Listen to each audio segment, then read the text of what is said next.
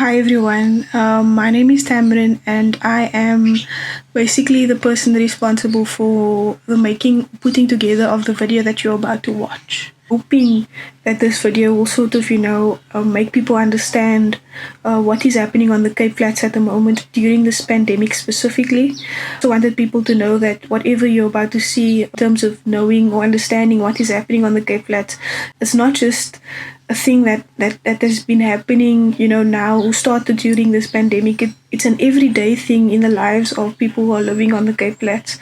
If you do, at the end of this video, after watching this video, have an opinion or views that you would like to express, I would really appreciate it if you could share that with me, whether it be in the comment section, whether it be you inboxing me. Just know that this video isn't a once-off thing. It's a thing where, it's sort of like a conversation starter. If you have any questions directed at the people or individuals in the video, share it with me, and I will give it to them, direct it to them, and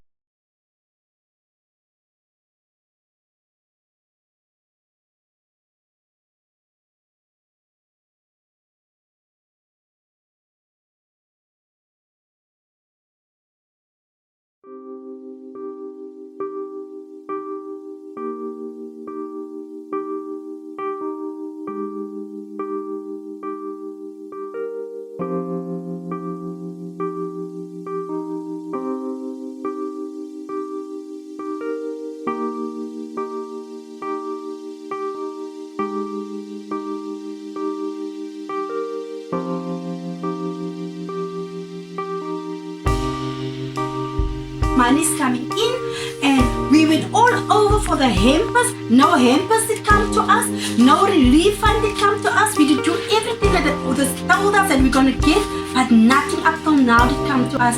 And I feel if they just open so that we can go work and earn our own money, then we don't need to worry about people giving us food parcels and relief funds. Alangan, maulit to. Yo. Dạ, đi ra cho bạn cái gầu sơ liền.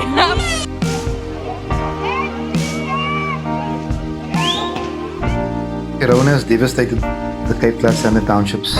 Most of our people, we basically exist on a meal-to-meal basis. People have to go outside to go and find food, whether they're pushing trolleys, whether they're cleaning someone's house. This is the general life we live. We're focusing on the percentages of people that are dying from COVID, but what are the proportions of people that have been dying from poverty or from poverty-induced illnesses?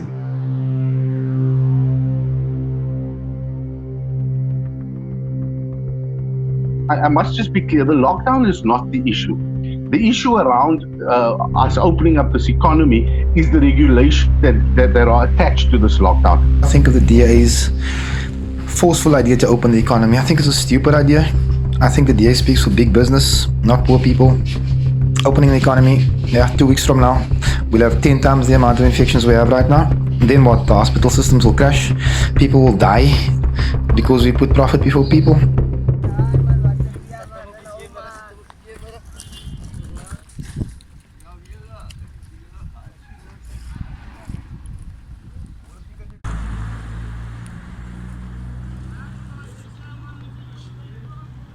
Our people have issues, man.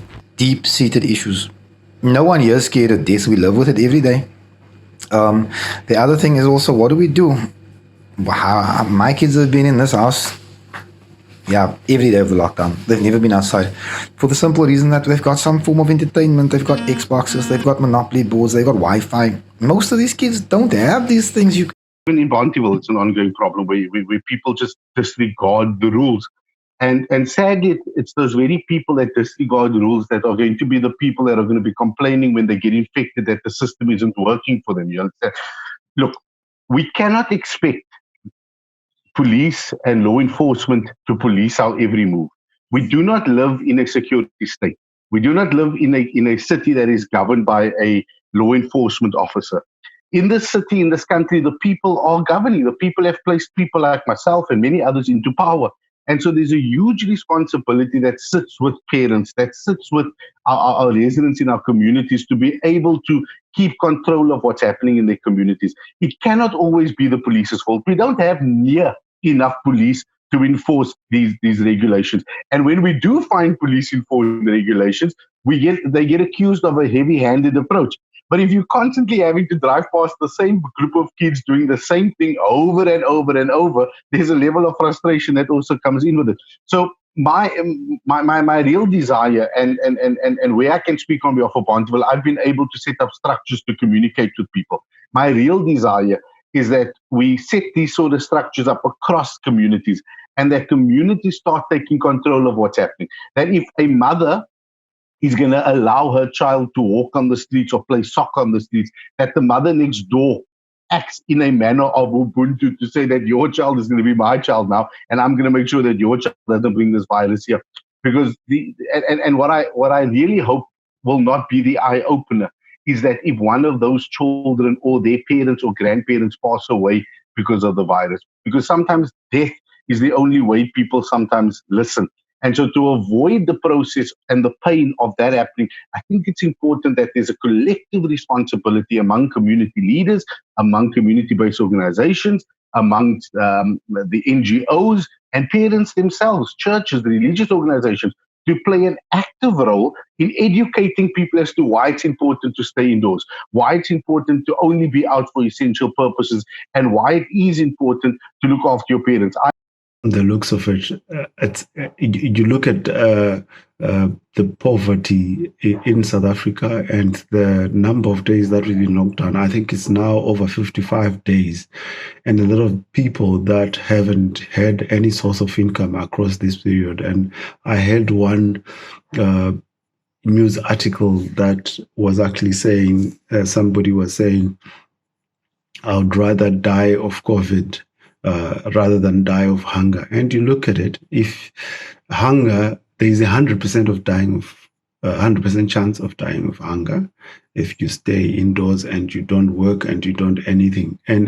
But however, if you look at the stats, there's a 2% chance of actually dying from COVID currently based on the numbers that are on the table, and that there's a 50% chance of recovering if you ever get to catch COVID. So it's easier to actually say those individuals that are clamoring to say we want to go back to work, they are looking at the fact that if I don't go to work, I won't have food on the table, and there's a 100% chance that I'll be able to die. Obviously, there's non-governmental organizations that have been feeding a few people in the high density areas in the Cape Flats, but however, this hasn't reached anyone, and it's much more risky, and you look at how it happens, it's actually monopolized by probably the same people. So it's survival of the fittest. There's no formal way of how that help is being offered. But at the same time, we need to get the economy moving again, because if we don't, the impact will be much more greater, because we will have more deaths. Maybe it's important to know that this is a pandemic, and probably there are certain percentages that are not being recorded out there, because if you look at the proportion of the people that have been tested and you look at how COVID has been spreading, the feel is that there might be some people out there who've actually caught on COVID and recovered from it, or even died from it without being detected by the government.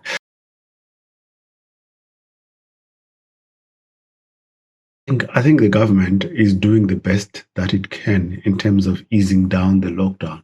But however, there's a lot of pressure coming from different sectors of the economy. And in some cases, you feel the government is being pushed to make certain decisions because they want to please everyone. But essentially, there is a balance that needs to be maintained between pleasing the business sector as well as protecting the population. However, I think we've done a lot of good in terms of delaying the peak and flattening the curve somehow, although the peak in numbers over the last few days or week have been worrying.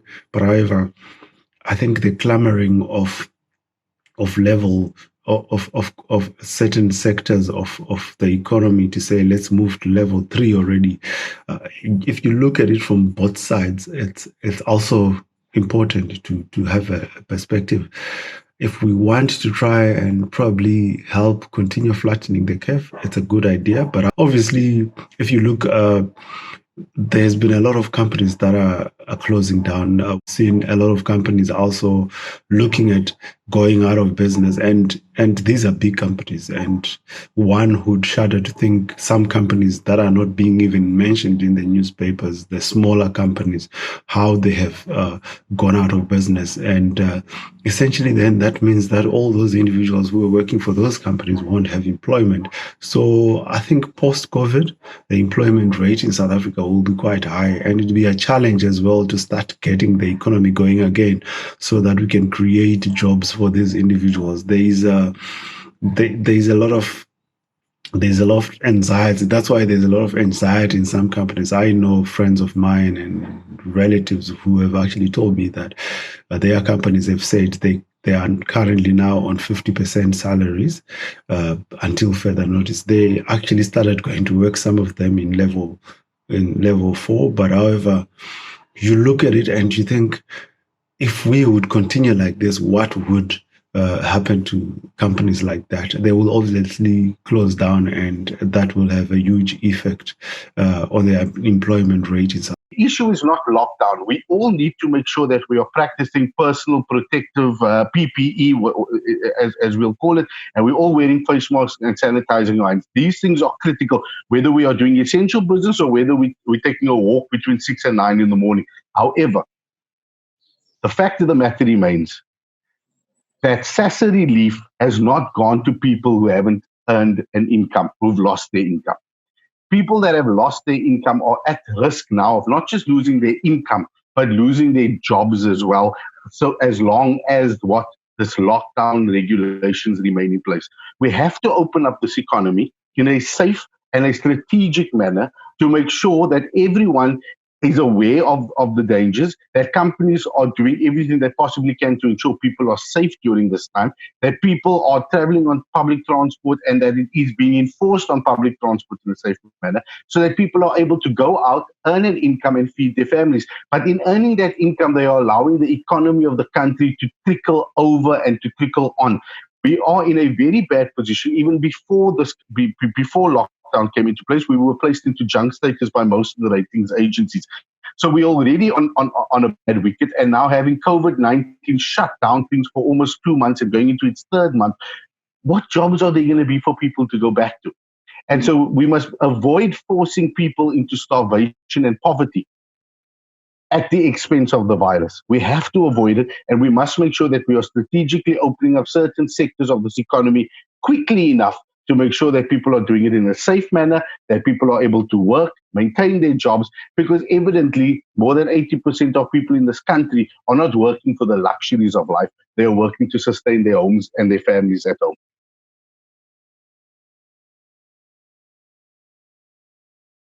The basic necessities people need to survive is the absolute biggest issue as to how people have been affected by this virus. 70% of Bonteheuwel is unemployed. Right, so the people of Bonteheuwel and on the Cape Flats as well, hulle skarrel vir geld. You know, they always out and about, scrap metal, doing char jobs somewhere, gardeners at someone's house, to be able to make money, to bring money back home to feed their families. And what COVID-19 has effectively done is taken that ability of people away to make that money. And so I've always maintained there are 3 types of people in this crisis that we're dealing with. There are people like you and I that continue to earn our salary, but we're working from home. We're doing Skype interviews instead of sitting in the studio, or not Skype, Zoom instead of sitting in the studio. Then there are SASSA recipients who continue to receive their SASSA money every month. But then there are that third group of people, which are probably the most affected people, is the domestic worker, the retail worker, the informal worker, the informal trader. These are the people, the overwhelming majority of people that has been negatively affected in a huge way by this virus. And so what we've done as the city, and I must take the opportunity to thank all the ward councillors in the city of Cape Town for participating in this program, is we then took the savings of ward allocation money, because on a yearly basis, each ward receives ward allocation. So we took what money was left effectively from every ward allocation, and we managed to accumulate over 12 million rand, which is going directly into COVID-19 relief into communities that are worst affected. So in Bonteheuwel, for an example, I think we ended up with something like 100,000 rand of savings from our ward allocations when we spent. That money is going straight into relief funding for the community. And the easy way to be able to identify who these people are in Bonteheuwel, we've involved the community. So we've told the school principals, tell us who are the people in your schools through your feeding schemes at schools that are actually the most vulnerable. And so they've given us that list, and we are now able to look after those people to the best of our abilities. But the ability to buy food, the ability to feed your family has been some of the biggest headaches for the overwhelming majority of people that live in the Cape Flats. And sadly, what happens outside of the Cape Flats, what happens in other parts of the world and in this country, don't realize that simple fact. Because while lockdown for some of us is a comfortable exercise because we are able to use e-commerce to buy food, to have food delivered to our house, we are able to get into our cars, one person or two people to drive to the nearest supermarket. In the townships, people are having to walk to a spaza shop to buy what they need to buy, and to buy a little bit at a time every day, rather than some of us that can buy weekly groceries for the week. And so the economic impact on our people has actually been the hardest during this time. While the virus in itself has played a critical role, the economic impact has really hurt the people of the city. I mean, even from a city perspective as well, we are the various programs that we put into place from a city perspective in terms of rates, rebates, structures for people that are struggling. There are people that can't pay their accounts at this point in time. We're not adding interest to that money when lockdown ends, so that we are trying, and all it takes is for people to stand up and say, I have a problem. I've not earned a salary. Can the city please assist me? Because to try and sift through 4 million accounts to try and find out who the person is, who it's not, it becomes a challenge, obviously. So people must contact the city. They must contact the local ward councils and say, we're not earning an income. We need help. We need relief. And the city's been able to assist people in that way. But the biggest help in all of this, and I've picked it up in Bonteheuwel, is the community themselves. We've seen a community pull together. And where you've seen communities pull together, you've seen communities are calm. They are, there's a level of panic, but there's a distinct level of calmness, which has ensured that people are still eating. People are still being able to do what they essentially need to do, and to be able to move forward and feed their children and families. Cape Town has done nothing for us. 53 million rand for relief. I don't know of a single person who received a food parcel. Not a single one. And I know a lot of people. The city of Cape Town lied about the sanitizer. They talked about 30,000 litres. It's a lie. It's a barefaced lie. Look at what they did in Strandfontein. They won't even cut us like a rates break. Just a rates break. You know, just make it easier for those with less money and those with no money. City of Cape Town doesn't care.